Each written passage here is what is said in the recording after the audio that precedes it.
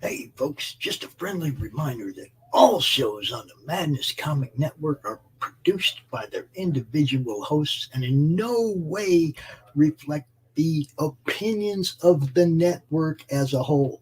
The world has got you down, with a smile on your brow. Put a little madness in your life. If life makes you unashamed and comics are your estate, put a little madness in your life. Come give your mind a cleanse, tune in with pops and friends, to turn on your Roku box and net. Put a little madness in your life. Put a little madness in your life. Yeah, yeah. Put a little madness in your life.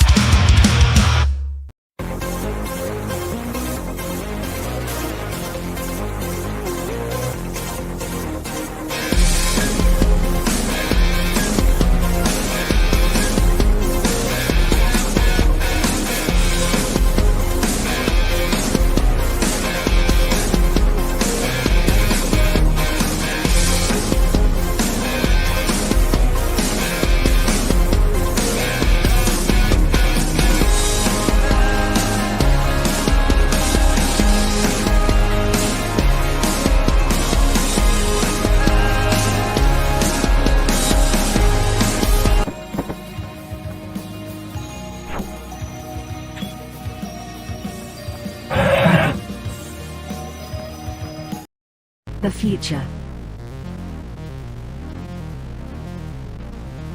The final frontier.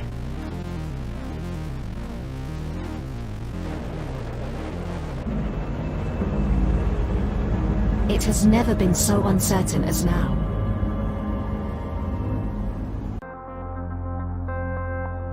AI, VR, haptic wear, nanotechnology, mass destruction with a remote click.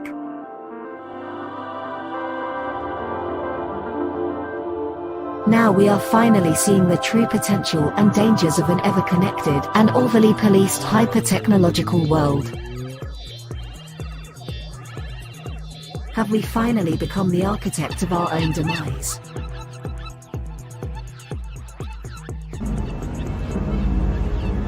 Is there still hope?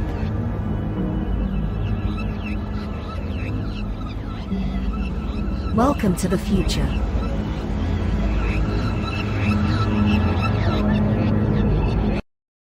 Welcome to Punk Droid.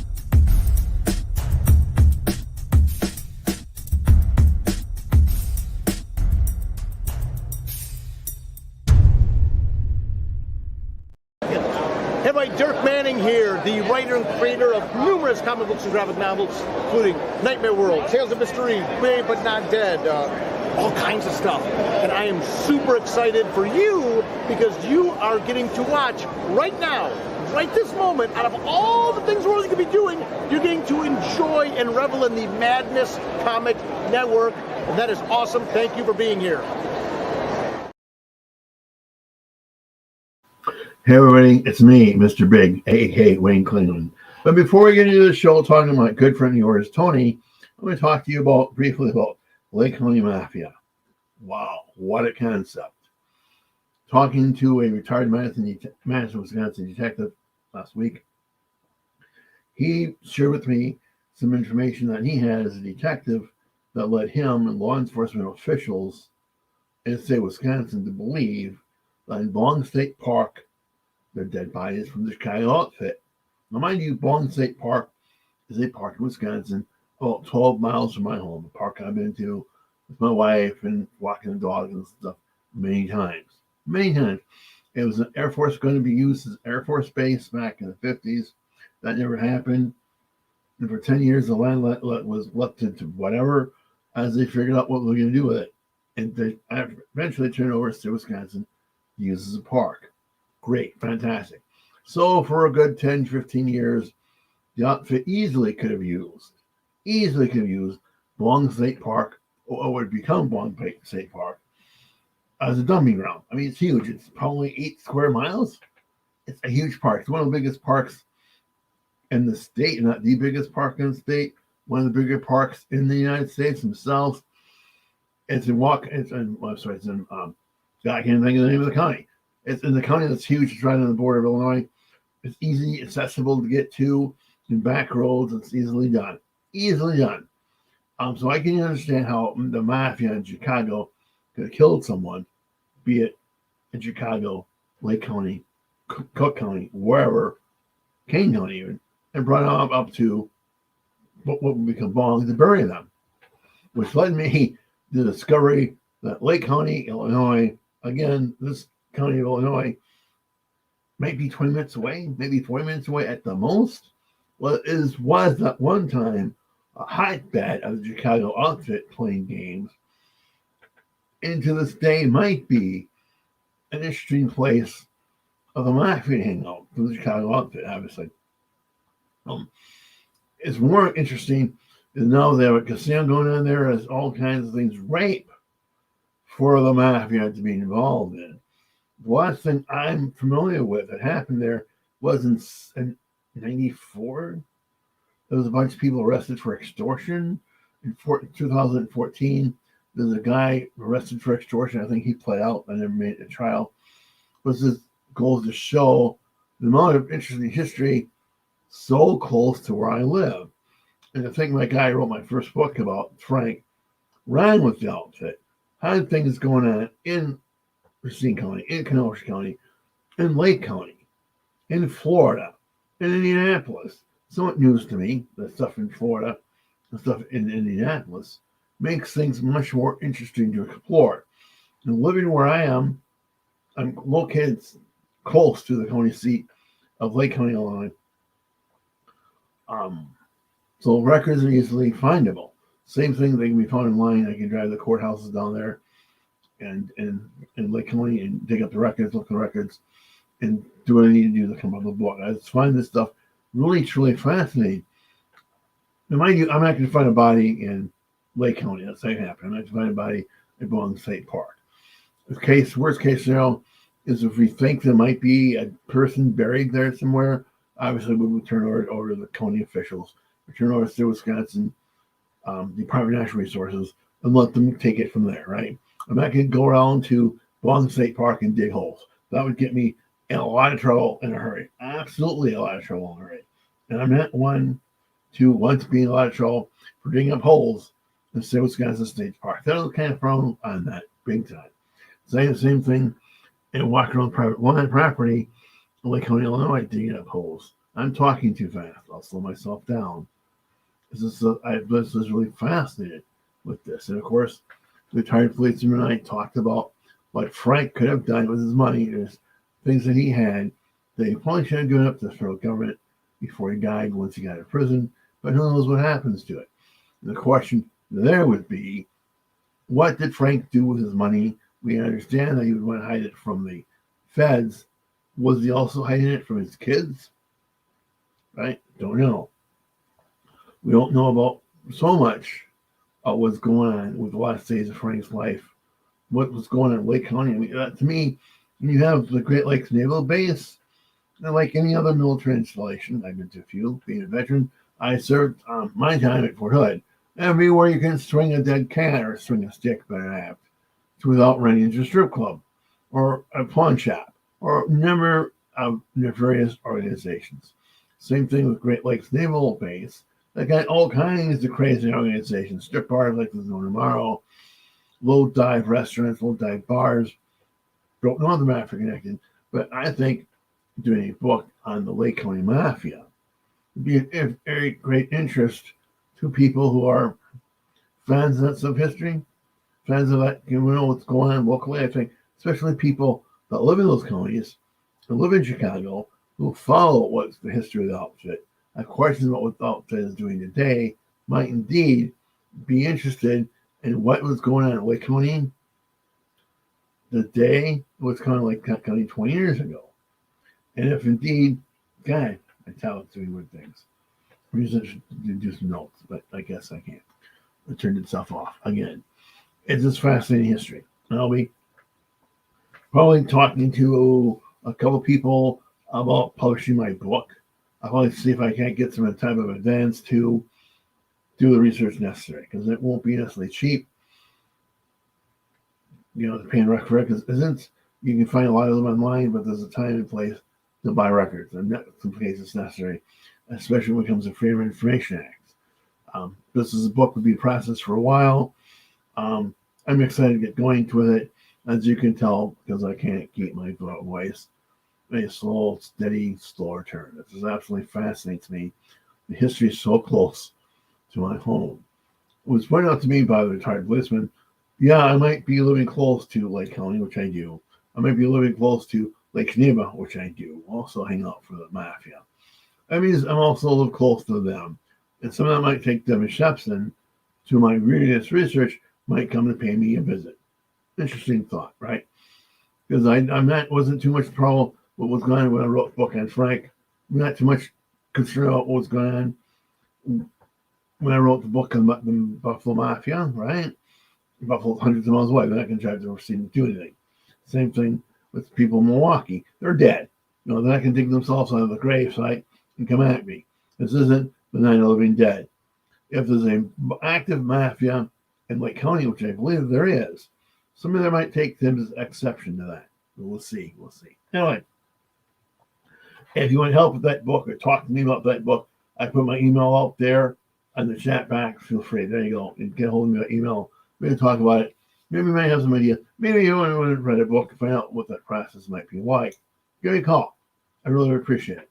And thank you for popping that out there. All right, let's talk about my guy, Tony. Tony was not involved in the scam. He wasn't. Nor was he part of the mafia. Tony was in Italian. He came from Italy with his family back, before 1900.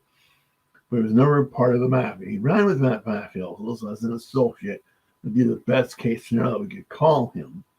To my knowledge, he did not skim any money. He was just too busy, being shot and ultimately being killed by members who were part of the mafia, working with the mafia. Because it's just the thing. Most of the people that Tony the Hat, I won't even try to know his last name, Cornero, ran with, were not part of the mafia. Okay, not part of the mafia. The worst case scenarios you could say is they're associated with the mafia. Let's start at the beginning, shall we? Tony, as a young man, would come to the United States. His father moved to California. His father would lose their farm, all their property, everything they owned because of his gambling problem. He was a horrible gambler. He lost it all, everything, forcing Tony, as a young man, to first work in the fields of California and then join the Merchant Marine, do trips to Asia as a merchant marine. He did that for a number of years. Then along came Prohibition.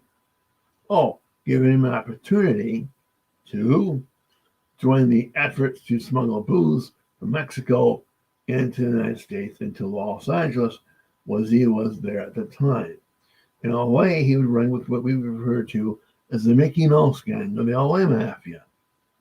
He never joined that mafia. He was never part of that mafia. He would be associated with that mafia. He was never a made man. Later on, a few years into Prohibition, he would be caught. He would go to jail for a number of years.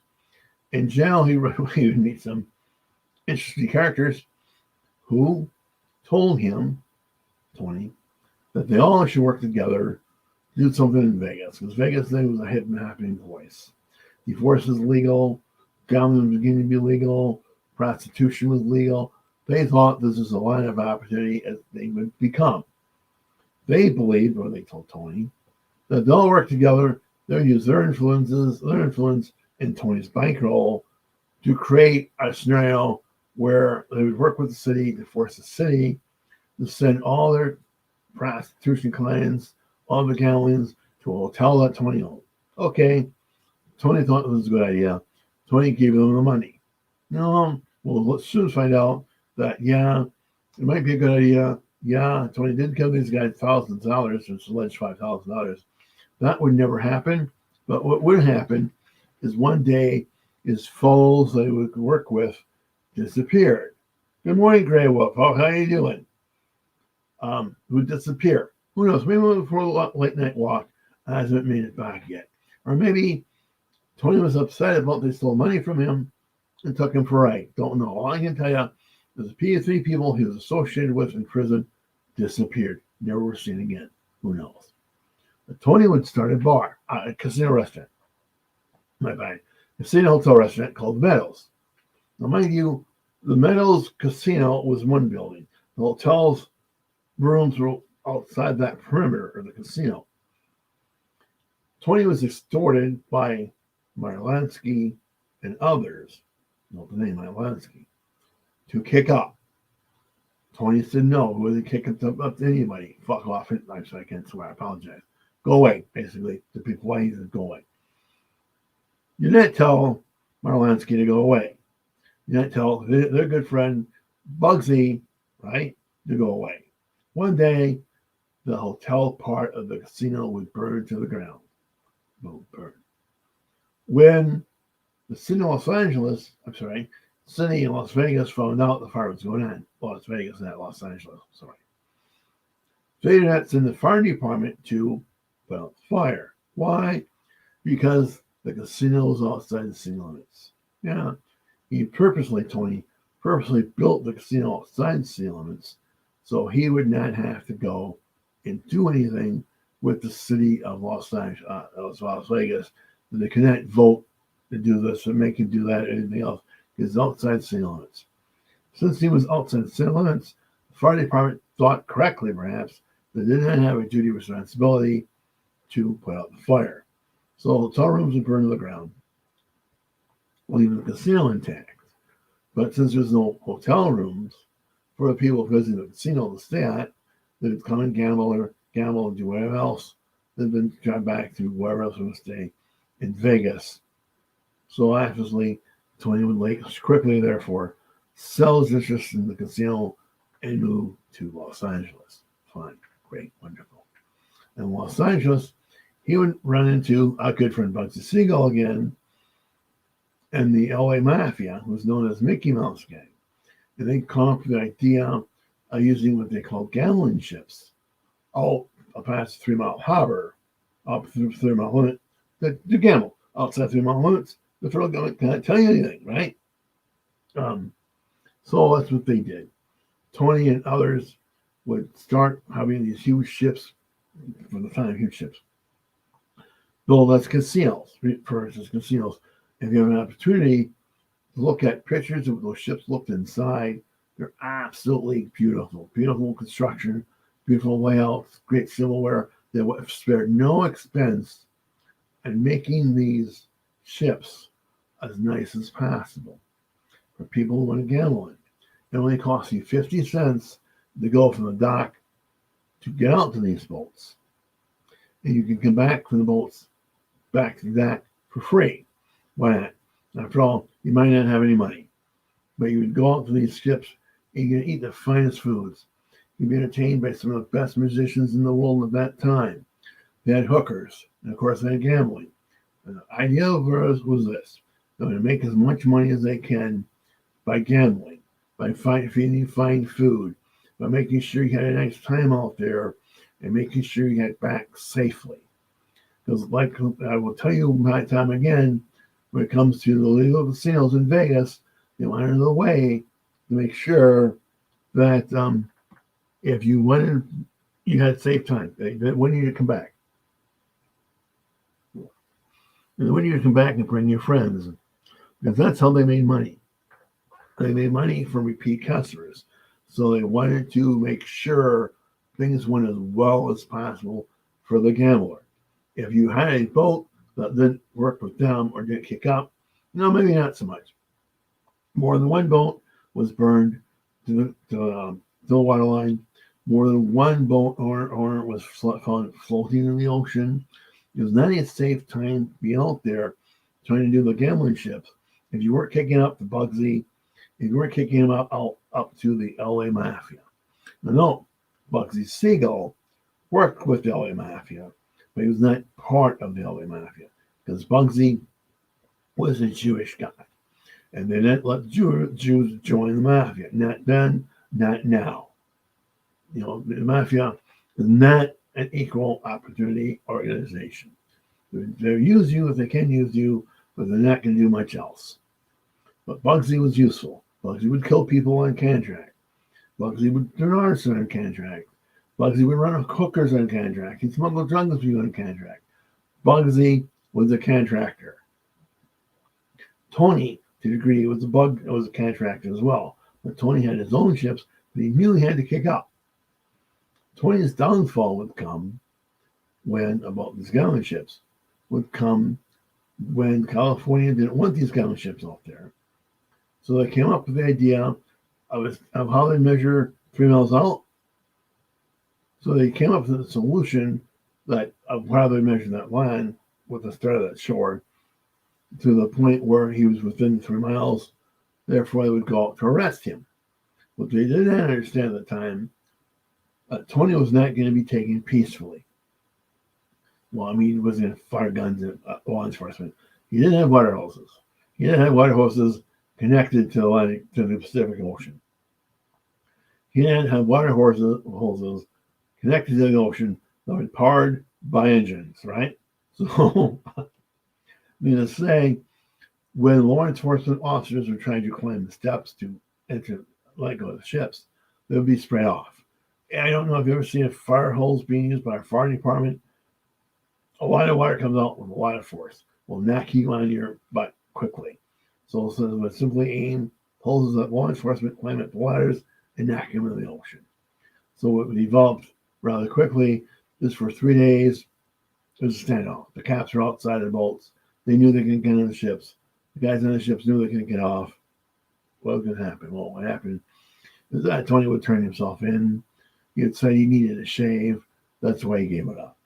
Needless to say, the boats were then seized by law enforcement. The Rex was his queen of his small fleet of 2 or 3 ships at the time. Would be used in the Second World War and be sunk in service of its country. You know, they converted it into some type of a transport for cargo. It'd be sunk by the Germans, a U-boat attack. But the history of the floating casinos off the coast of California is one of great, remarkable coolness. You take those pictures that you can see of those ships, absolutely elegant to say the least. Absolutely spectacularly well done. They went to spared no expense, like the casinos do in Las Vegas today. Spared no expense to making sure they looked as nice as possible to encourage our degenerate gambler to go there and play blackjack, play craps, eat some fine food, smoke some fine cigars, maybe run off with the hooker, right? Have a nice time. And we'll make sure you get home safe. That was fantastic. So, what's Tony to do? He doesn't have his boat anymore. He's at loose ends. He has a family, wife to support. So what he comes up with is this. I'm going to try to sell the idea of the U.S. Rex to my good friend who owns the Apache Hotel in Vegas. So what happens is he would move the casino idea from his little boat to the basement of the Apache Hotel in Vegas. built the Apache Hotel in Vegas. First of all, he could not get a license. Then one of the people who voted no and make him, because they couldn't get a license, changed their vote middle of the night. We have that going on here in Wisconsin from time to time when it comes to the birds making any money from the state. Well, long and behold, he now can have his casino in the basement of the Apache Hotel. Later on, a few weeks later, a month later, they changed that vote yet again. So he's denied the licensing permit. He had to go back home to Los Angeles, Beverly Hills. Now, what's interesting about the Apache Hotel, by the 50s, it was bought by Binion. Yeah. Binion, the famous gambler, famous hotel casino operator, Benny Binion, would buy that hotel. It's now attached to Binion's in Vegas. It's a beautiful place to stay. It's an inexpensive place to stay. It has a ghost or two in it. You know, you can't beat going to Binion's. If you go to gamble at Binion's or the Four Queens for that matter, see if you can't get a room at the Apache Hotel. It's very vintage. They keep in really good shape. It's quite a bit looks like the same today as it did then. If you want that vintage experience, check out the Apache Hotel. It's a great time. Say hi to the ghost. The ghost is friendly. So here it is. Tony's back in LA, back in Beverly Hills. Again, he has a family to feed. How is he going to feed his family? Okay.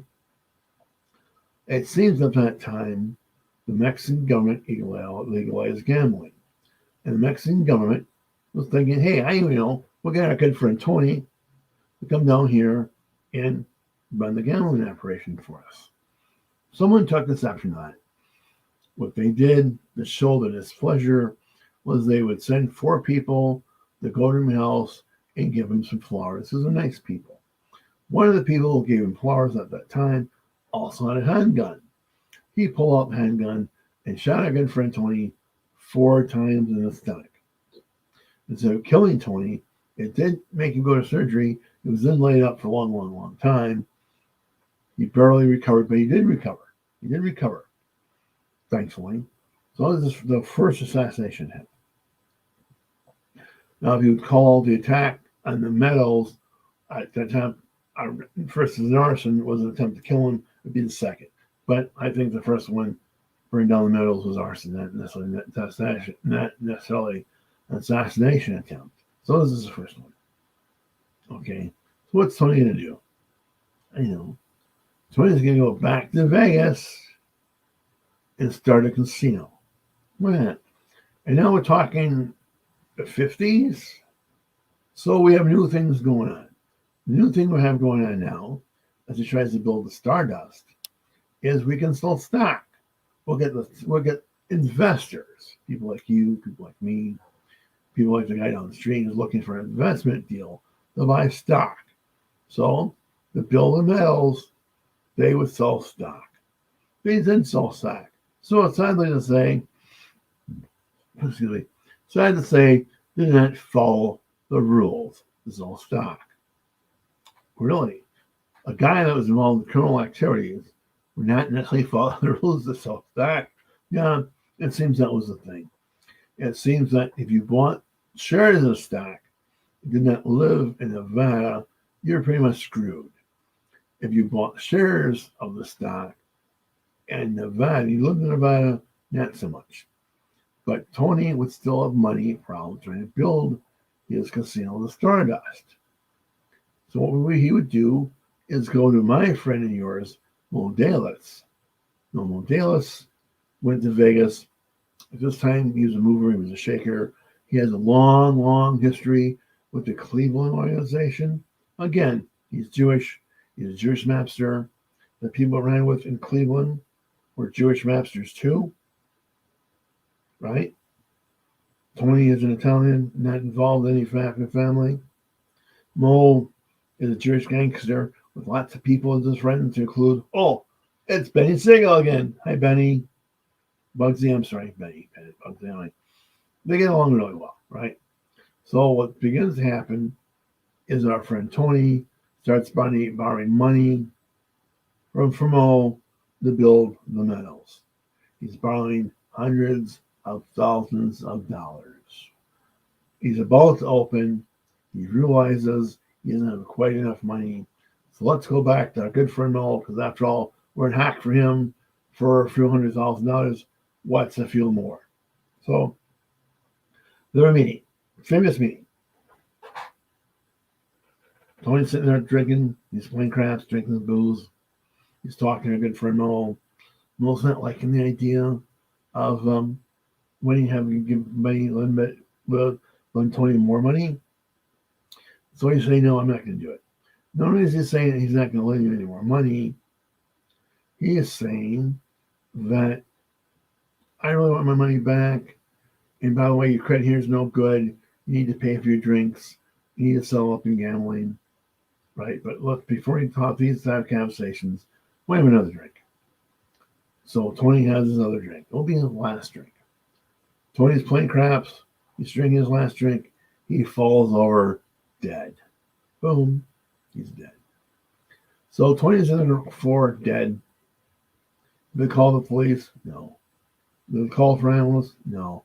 They take his body. They put it into an office somewhere for about an hour. They take the glass that he's drinking from. They wash it. They put it with other clean glasses. Then they call the police. By that time, Tony's really, really, really dead. But they don't have enough evidence to say he really died. Did he die of a heart attack, which is we're led to believe? Or is this something more than that glass and whiskey? You tell me, I don't know. Now, Mo was not a guy to screw with. Mo was not a guy to let you borrow hundreds of thousands of dollars and not have an idea how you're going to pay it back.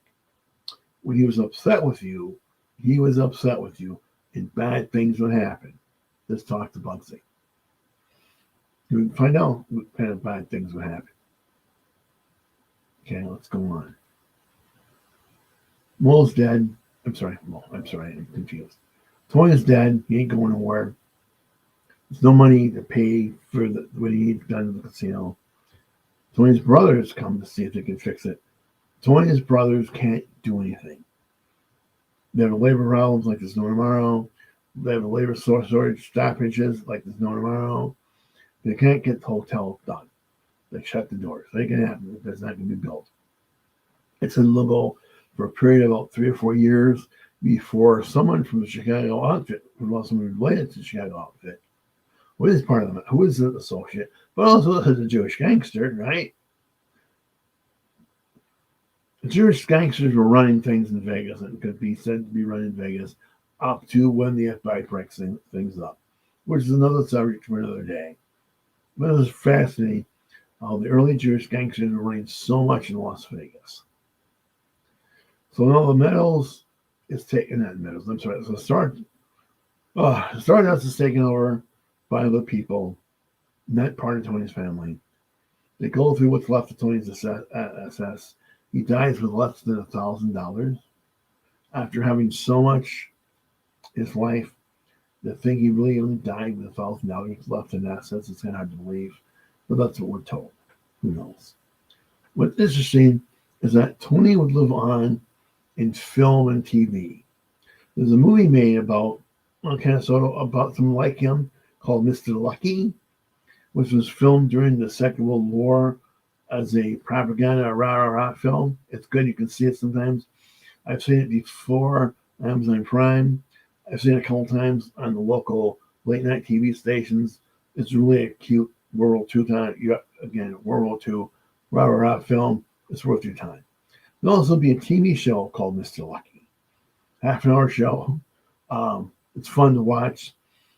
It only lasted a season, but again, they're both fun watches, both kind of entertaining, have little to do with the real history of our guy Tony.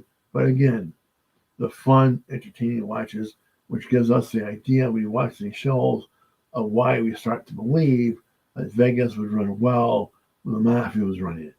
In my opinion, did the Mafia do a good job running Vegas? In the service levels, perhaps?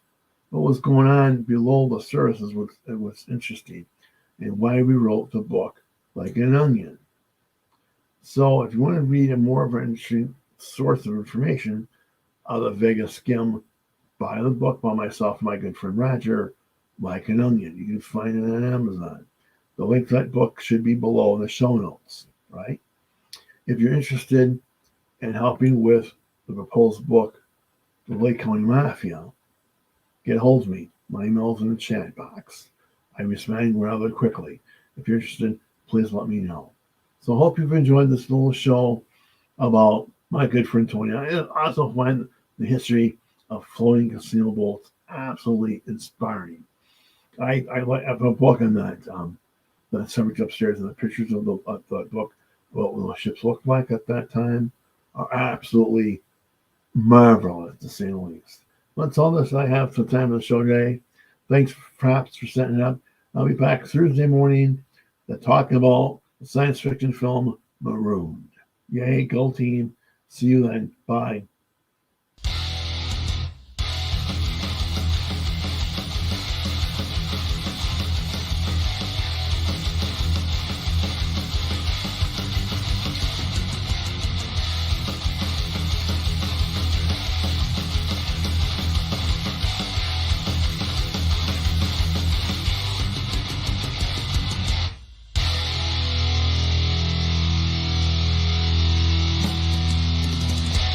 Flip City Magazine is just really pulling out all the stops, man. Your guys' production value of this magazine has gone insane.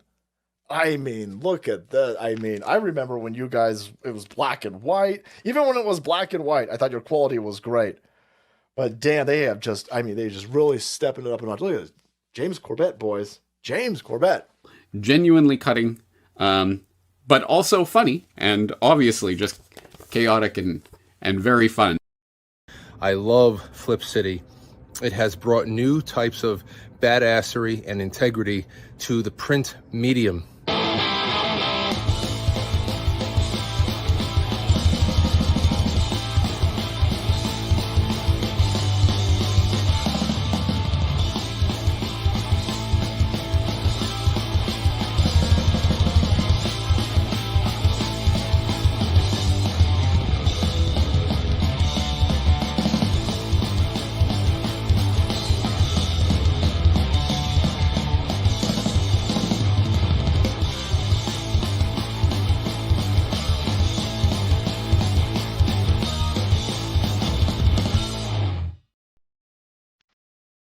Glamorized and embraced by Hollywood, feared in the underworld, Benjamin Bugsy Siegel was one of the most powerful men in America.